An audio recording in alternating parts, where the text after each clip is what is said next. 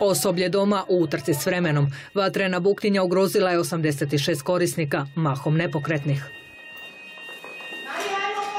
4 minute nakon dojave na šmrkovima su prominski DVD-ovci. Traže pojačanje. Struja plinska je isključena.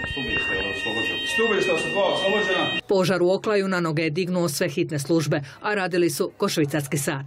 Najteže je njih iskoordinirati i dovesti da zajedno usklađeno, funkcionalno rade neku radnju koja je potrebna. Nakon 45-minutnog drila analizirat će se svaki detalj vježbe, ispravljati eventualne slabosti. U domu već znaju svoju. Neodgovarajuće dizalo koje nije evakuacijsko. U slučaju nestanka električne energije ono stane, znači mi dizalo ne možemo koristiti. Scenarij vježbe lako je moguć, a korist od nje neprocjenjiva. Imamo dom, imamo školu, tako da može doći do stvarne situacije ovakve i dosta nam to znači da se uvježbamo kao sam DVD. Sačuvati živote, spriječiti katastrofu, cilj je žurnih službi. Od ovo što smo vidjeli, ni najmanje se ne prošli, ničega.